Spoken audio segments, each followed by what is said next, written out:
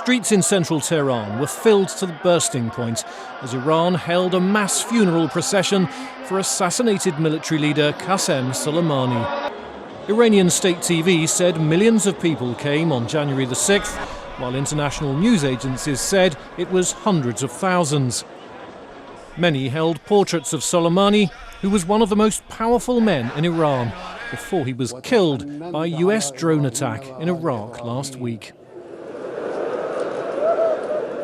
Iranian Supreme Leader Ayatollah Ali Khamenei wept as he led prayers over Soleimani's casket.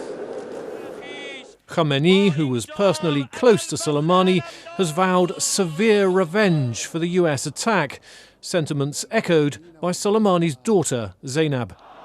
آمریکا و صهیونیسم بدانند شهادت پدرم موجب بیداری بیشتر فطرت انسانها در جبهه مقاومت شده و روزگار آنها را تیره و تار و خانه‌های عنکبوتی آنها را فرو خواهد ریخت. US President Donald Trump returns to the White House from a weekend in Florida with a warning to Iran.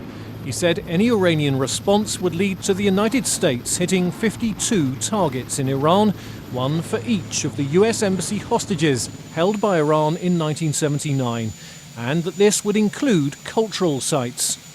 Human Rights Watch said targeting cultural sites would constitute a war crime. In Washington, Democratic Party leaders have raised doubts about the wisdom of the assassination.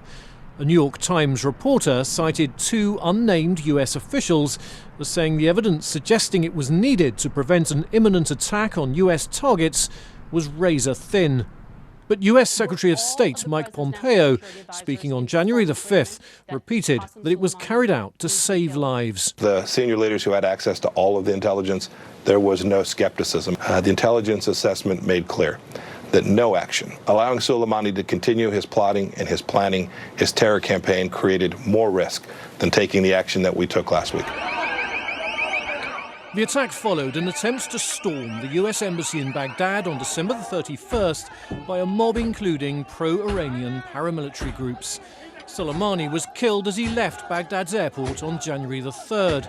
The Iraqi parliament passed a non-binding resolution on January the 5th, calling for the expulsion of US military forces from the country.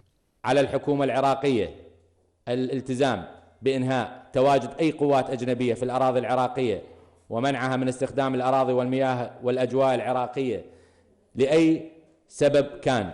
The United States has some 5,000 military personnel in Iraq, mainly as advisors. President Trump said any attempt to remove them would result in sanctions more severe than those Washington currently imposes on Iran.